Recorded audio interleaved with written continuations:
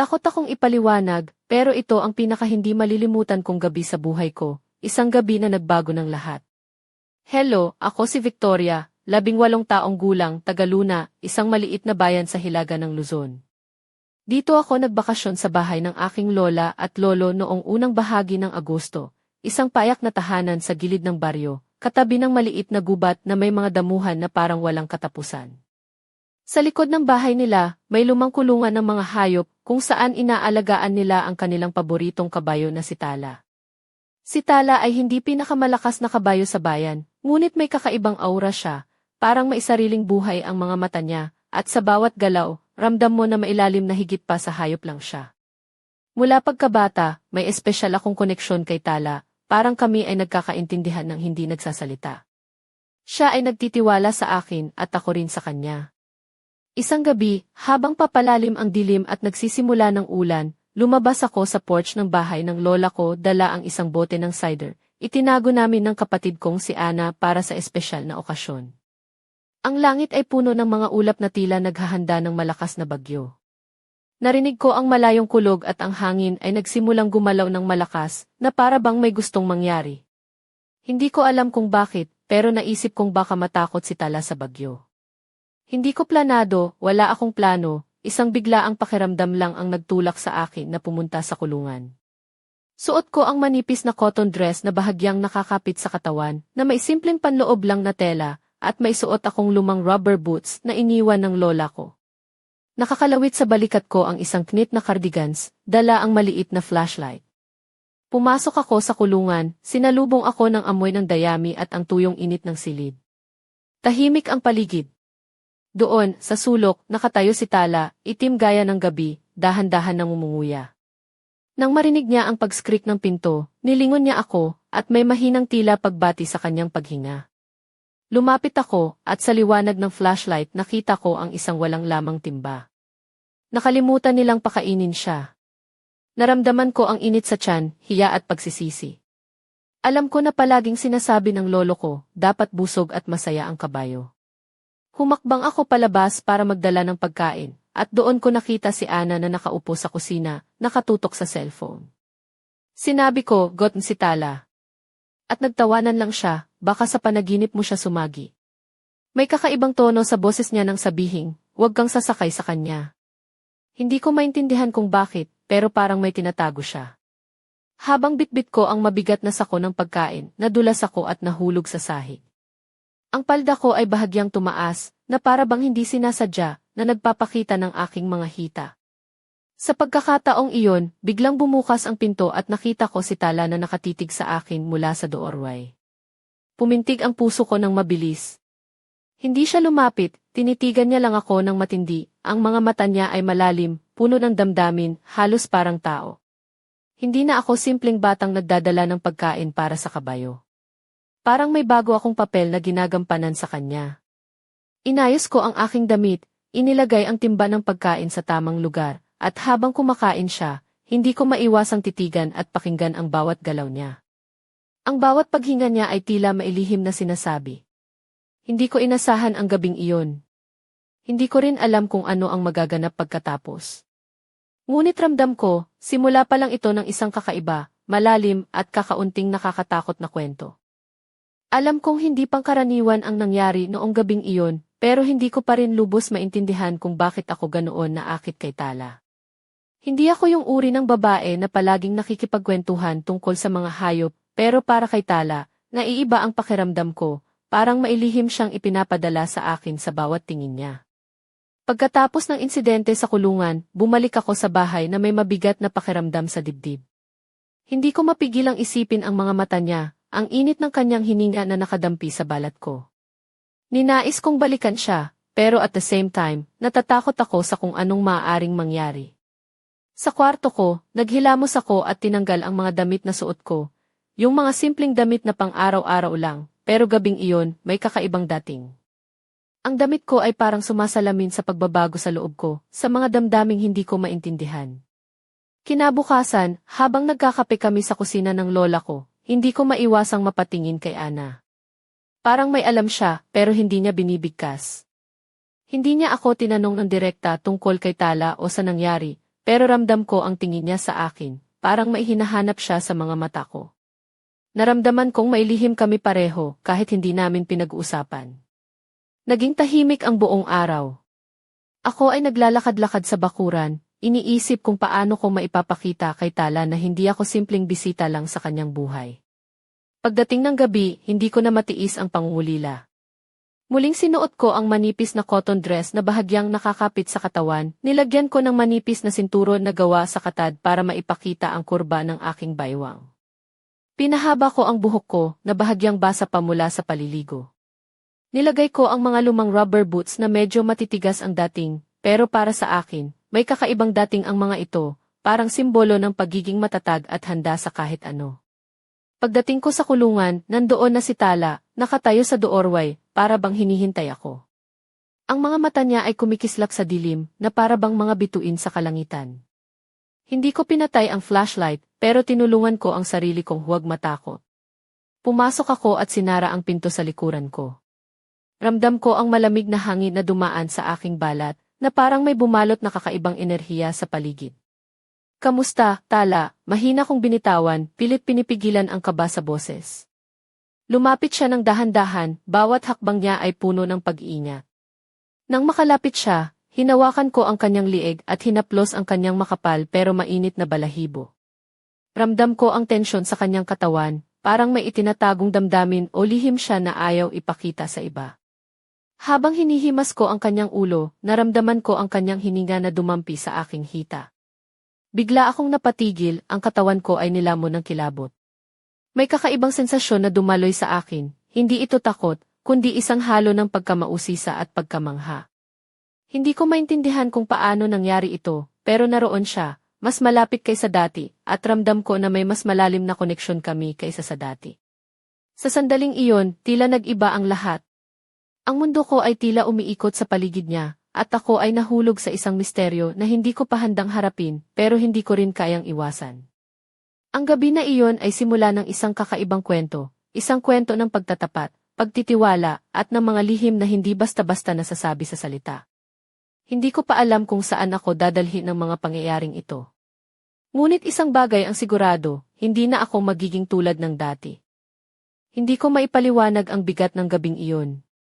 Ang hangin sa paligid ay parang nilalaso ng misteryo, at bawat hakbang ko papalapit kay Tala ay may kasamang kirot at pananabik.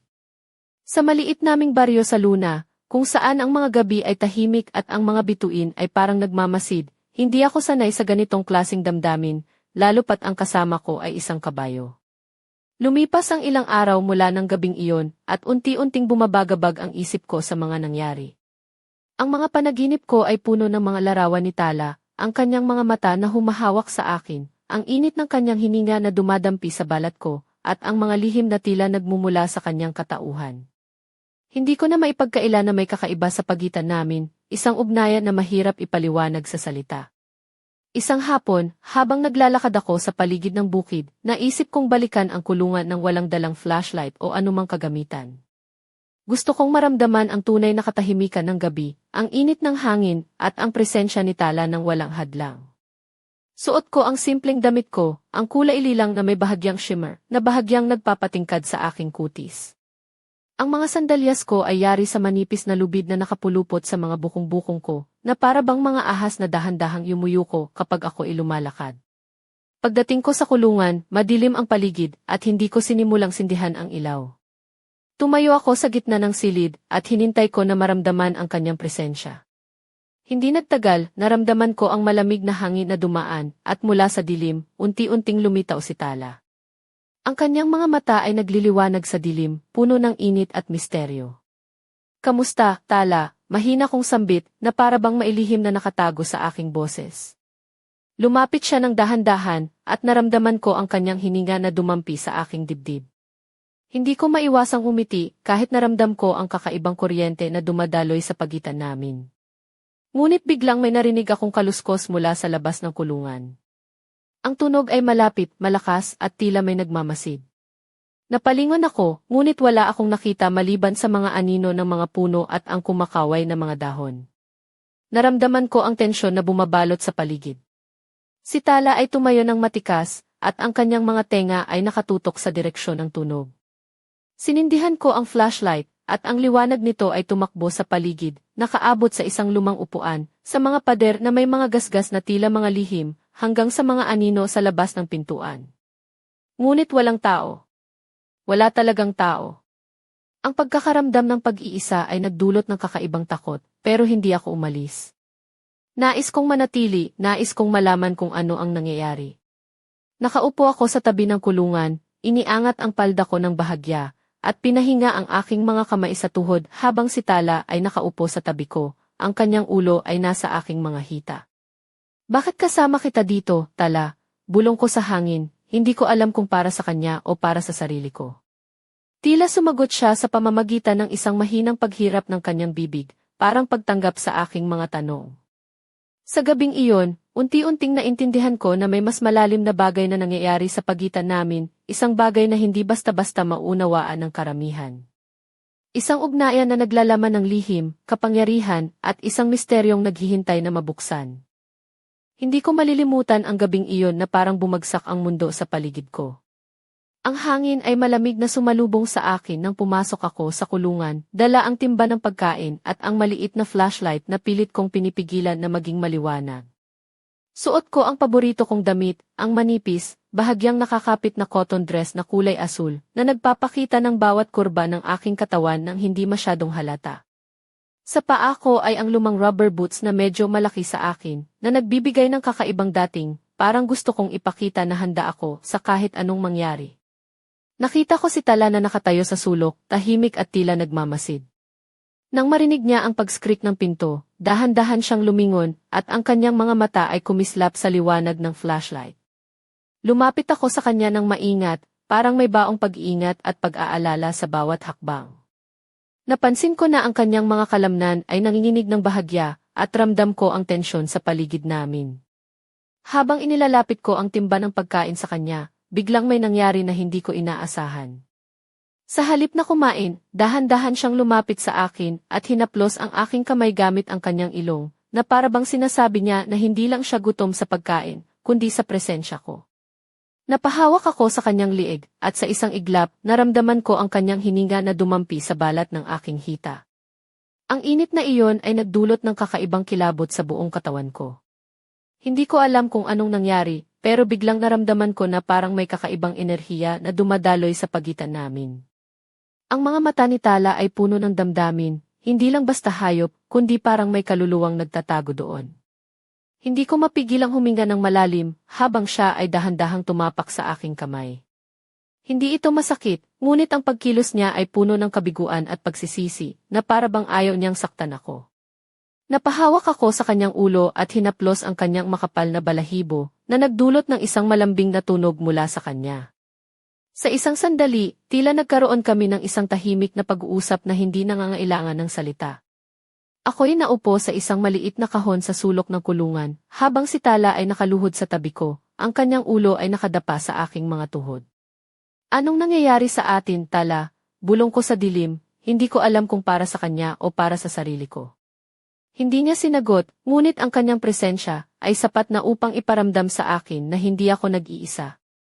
Sa gabing iyon, dumaan ang oras ng dahan-dahan, puno ng mga hindi maipaliwanag na damdamin at mga tanong na wala pang sagot.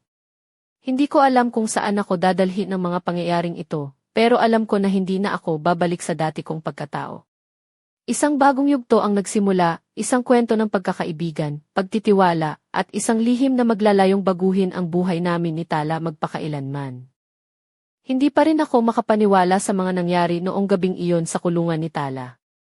Pagkatapos ng mga sandaling iyon na parang nag-uusap kami ng hindi nagsasalita, ramdam ko ang bigat na misteryo na bumabalot sa amin. Hindi ko maintindihan kung bakit ako ang pinili ni Tala, at bakit ito ang simula ng isang kwentong puno ng hiwaga at kakaibang damdamin. Pagkatapos niyang dahan-dahang tumapak sa kamay ko, napahawak ako sa kanyang liig at hinaplos ang makapal niyang balahibo.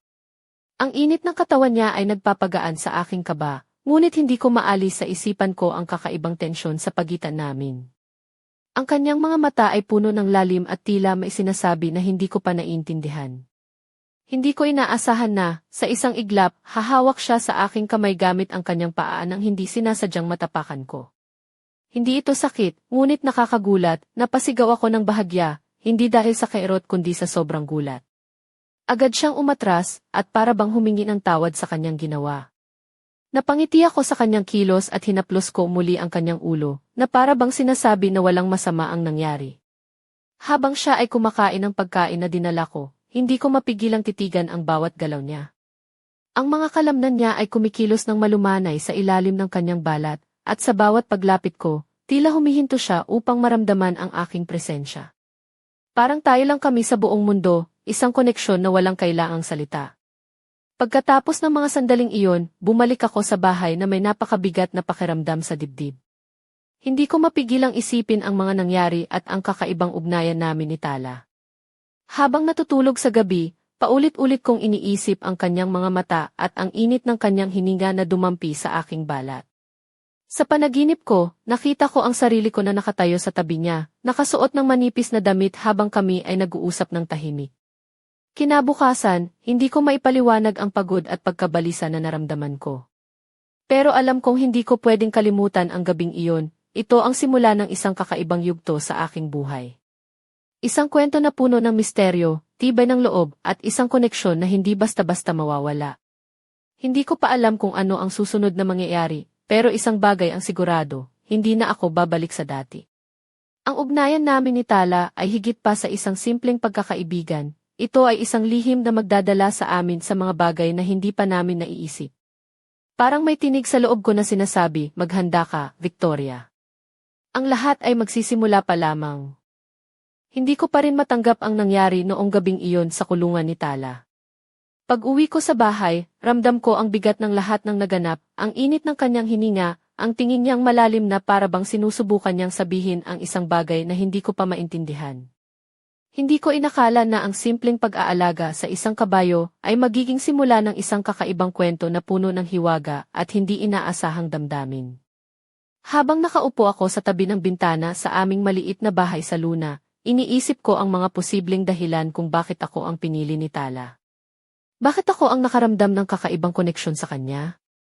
Paano kung may mas malalim na dahilan ito kaysa sa simpleng pagkakaibigan? Ang mga tanong na ito ay nagpapainit sa dibdib ko, ngunit nagdudulot din ng takot at pag-aalinlangan. Naalala ko ang sabi ng lolo ko tungkol sa mga kabayo sa baryo, na may mga kabayong may kakaibang kapangyarihan na nakakaramdam ng mga bagay na hindi nakikita ng tao. Pinangalanan daw sila bilang kimatalino, mga nilalang na may kakayahang makita ang mga lihim ng puso ng tao, at minsan ay nagiging tulay sa pagitan ng mundo ng tao at ng hindi nakikita. Hindi ko inakala noon na magiging totoo ang mga kwentong iyon. Ngunit paano kung totoo nga? Paano kung si Tala ay isa sa mga kabayong iyon? At paano kung ako ang taong tinatawag ng kapalaran upang maging bahagi ng isang bagay na mas malaki kaysa sa aking naiisip? Ang mga tanong na ito ang bumabalot sa aking isip habang pinipilit kong intindihin ang nangyari. Naisip ko rin ang sinabi ni Ana nang gabing nakita ko siya sa kusina, huwag kang sasakay sa kanya. Bakit kaya ganoon ang tono niya? Parang may tinatago siya, isang lihim na ayaw niyang sabihin. Ngunit sino siya para pigilan ako? Hindi ko siya kailanman tinanggap ng ganoon, lalo na sa mga ganitong bagay na hindi maintindihan ng iba. Sa kabila ng lahat, alam ko na hindi ko kayang iwasan si Tala. Parang may aninong sumusunod sa akin, isang puwersang hindi ko maipaliwanag na nagtutulak sa akin na bumalik sa kulungan, na makipag-ugnayan sa kanya, at alamin ang mga lihim na nakatago sa kanyang mga mata. Nagising ako sa gitna ng gabi, nangangamba at sabik sa mga susunod na mangyayari. Alam ko, sa puso ko, na hindi ito ang katapusan, ito ay simula lamang ng isang kakaibang paglalakbay. Isang paglalakbay na magdadala sa akin sa mga lugar na hindi pa nararating, kasama si Tala bilang aking gabay at kasama. Hindi ko alam kung paano ang magiging wakas, ngunit handa na akong harapin ang lahat ng ito. Basta't kasama ko si Tala, parang kaya kong lampasan ang kahit anong pagsubok. At sa gitna ng dilim, naramdaman ko ang isang malamig na hangin na dumaan, parang paalala na ang kwento namin ay hindi pa tapos. Ang susunod na kabanata ay naghihintay.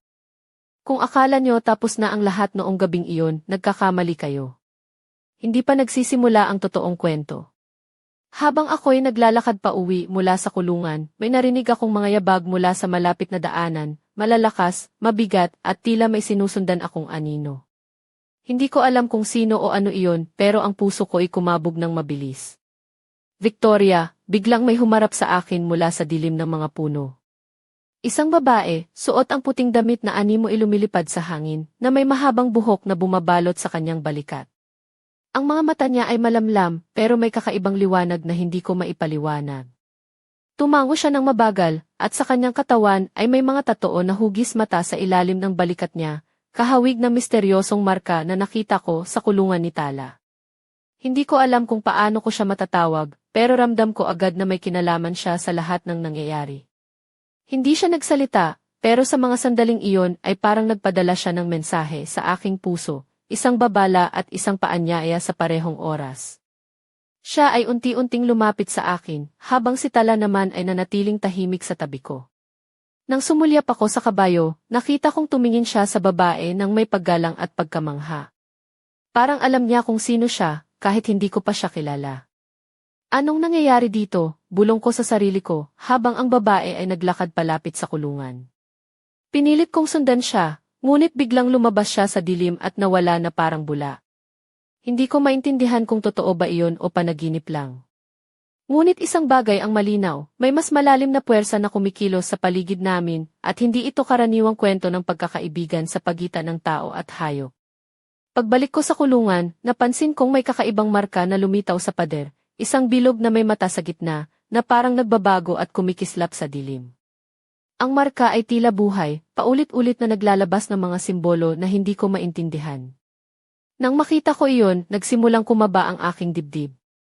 Hindi ko alam kung handa na ba ako sa lalim ng kwentong ito, ngunit hindi ko rin kayang tumalikod.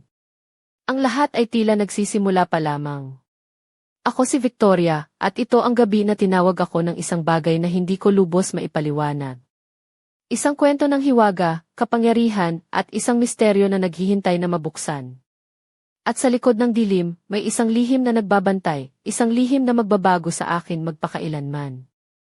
Hindi ko pa rin matanggap ang nangyari ng gabing iyon, ang babae sa puting damit na bigla na lang lumitaw mula sa dilim, ang mga matang tila mailihim na sinasabi, at ang kakaibang marka sa pader ng kulungan ni Tala. Parang isang panaginip na hindi ko kayang gisingin, pero ang lahat ay totoo. At higit pa rito, ramdam ko na may mas malalim pang misteryo na naghihintay sa akin. Mula nang makita ko ang marka, naging mas matindi ang koneksyon namin ni Tala. Parang nararamdaman niya rin ang kakaibang enerhiyang bumabalot sa paligid namin.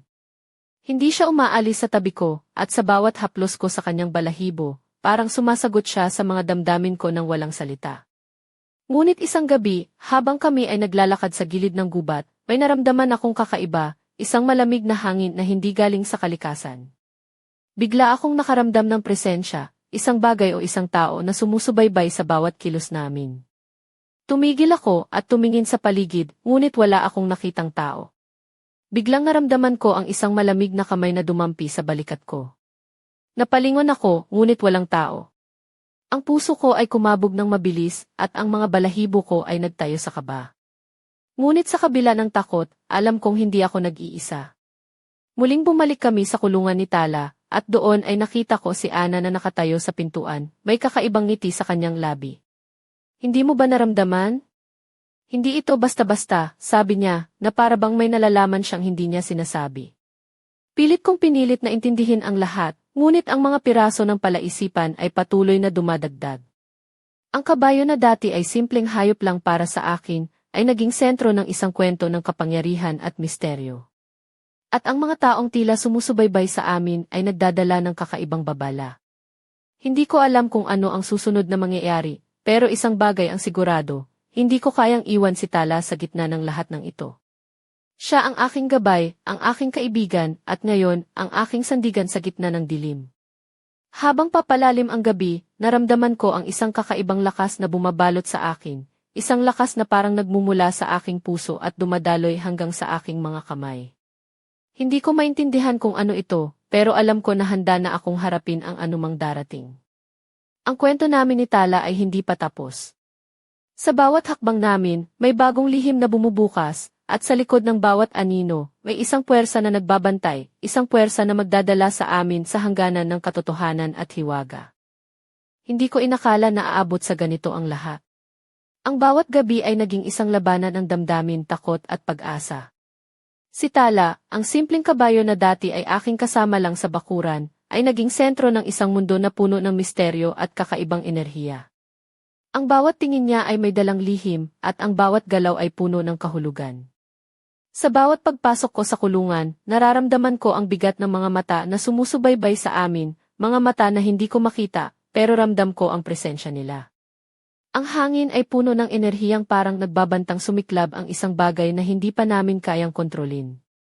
Isang gabi, habang nakaupo ako sa tabi ni Tala, napansin kong ang marka sa pader ay nagkikislapan ng mas maliwanag kaysa dati. Ang mga simbolo sa paligid ng bilog ay kumikilos, tila babuhay na buhay. Napatingin ako kay Tala at nakita ko ang kanyang mga mata na naglalagablab, puno ng apoy at hiwaga. Hindi ko maipaliwanag ang naramdaman ko, parang ang bawat hibla ng aking katawan ay naglalaban upang tanggapin ang katotohanan. Ang ugnayan namin ni Tala ay hindi na basta pagkakaibigan.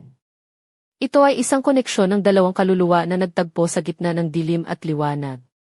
Sa puntong iyon, naramdaman ko na ang aking sarili ay nagbabago. Ang aking puso ay puno ng lakas, ngunit may kasamang takot na hindi ko maitatanggi. Ang mga pangyayari ay nagiging mas matindi at ang misteryo ay lumalalim. Parang may puwersang nagbubukas ng pinto sa isang mundo na hindi ko pa nararating, isang mundo ng hiwaga at kapangyarihan. Ang bawat sandali ay puno ng tensyon, at ang pagitan namin ni Tala ay parang isang lihim na hindi kailanman dapat mabunyag. Ngunit alam kong hindi ko kayang itago pa ang nararamdaman ko, ang pagkauhaw sa isang bagay na higit pa sa simpleng pagkakaibigan, isang bagay na nagbabanta ngunit nagbibigay din ng pag-asa. Ang gabi ay naging mas malamig at ang hangin ay nagdala ng isang kakaibang enerhiya. Si Tala ay tumayo ng matikas at tiningnan niya ako ng matagal. Parang sinasabi niya na handa na kami sa susunod na hakbang, isang hakbang na magbabago sa aming mundo magpakailanman. At sa sandaling iyon, naramdaman ko ang isang pagsabog ng damdamin at enerhiya. Ang kwento namin ay umabot sa rurok ng tensyon, at ang bawat hibla ng aking pagkatao ay nag-aabang sa susunod na pangyayari. Ang misteryo ay hindi na lamang isang kwento, ito ay naging buhay, at kami ang mga bida sa isang palabas na hindi pa tapos. Hindi ko inakala na aabot tayo sa puntong ito, ang gabi na parang naglalaban ang liwanag at dilim, ang hangganan ng realidad at misteryo. Si Tala, ang kabayong dati simpleng alaga lang, ay naging sentro ng isang kwento na puno ng hiwaga, kapangyarihan, at hindi inaasahang pag-ibig na bumabalot sa akin. Nang pumasok ako sa kulungan sa gabing iyon, suot ko ang itim na mahaba at payak na damit na tila isang seremonyal na kasuotan. Ang aking buhok ay nakatali ng mahigpit, at sa leg ko ay nakabitin ang lumang kwintas ng lola ko, parang hudyat ng pagbabago. Hindi na ako ang batang naglalakad sa tabi ng kabayo, ngayon, ako ay isang babae na handang harapin ang lahat ng lihim na bumabalot sa aming ugnayan. Si Tala ay nakatayo sa gitna ng kulungan, ang mga mata niya ay kumikislap na parang bituin sa madilim na gabi. Nang lumapit ako, bumaba siya sa isang tuhod, isang kilos na pangkaraniwan sa tao, hindi sa hayop. Napanganga ako sa pagkabigla, ito ang unang pagkakataon na nakita kong siya ay nagpapakita ng ganitong anyo. Ngunit bago pa man ako makapagsalita, biglang sumiklab ang liwanag sa kulungan. Ang mga marka sa pader ay nagbago, ang bilog na may mata ay naging mas maliwanag, at sa gitna nito ay lumutang ang isang babae, ang babae sa puting damit, na may tatoo sa balikat, na parang alingaw-ngaw ng isang alamat na bumalik mula sa nakaraan. Tumango siya sa akin ng mabagal, at ang kanyang mga mata ay puno ng kapayapaan at babala. Victoria, ang kanyang tinig ay parang hangin na dumaan sa kagubatan, handa ka na bang yakapin ang iyong kapalaran? Ang ugnayan mo kay Tala ay hindi isang aksidente. Siya ang susi sa isang mundo na hindi mo pa nalalaman. Naramdaman ko ang isang malakas na enerhiya na dumaloy mula sa aking puso hanggang sa aking mga daliri. Ang marka sa aking hita ay kumislap ng mailiwanag na parang apoy. Alam ko na ito ay tanda na hindi na ako basta-basta si Victoria. Ako ay bahagi na ng isang bagay na higit pa sa aking pagkatao. Si Tala ay lumapit sa akin, inilagay ang kanyang ulo sa aking balikat. Ang init ng kanyang balat ay parang apoy na nagpapainit sa malamig na gabi. Hindi ito pagnanasa o takot, ito ay isang tawag, isang pangako, isang sumpa na babaguhin ang aming mga buhay magpakailanman. Sa sandaling iyon, narinig ko ang isang malakas na hangin na dumaan, ang pinto ng kulungan ay bumukas ng kusa, at sa labas ay may isang anino ng isang tao, isang estranghero na tila kilala ko, ngunit hindi ko pa nakikita. Ang kanyang mga mata ay naglalagablab, puno ng lihim at kapangyarihan. Ang kwento namin ni Tala ay hindi pa tapos. Ito ay nagsisimula pa lamang. At habang ang dilim at liwanag ay nagsasanib, ako ay handang harapin ang kahit anong hamon, kahit anong misteryo, para sa aming kapalaran. Ano ang susunod na kabanata? Sino ang estrangherong iyon? At ano ang tunay na kahulugan ng marka na nagbago sa akin? Ang lahat ay naghihintay na mabuksan, at ako, si Victoria, ay handang harapin ang lahat ng ito, kasama si Tala, sa isang paglalakbay na walang katapusan.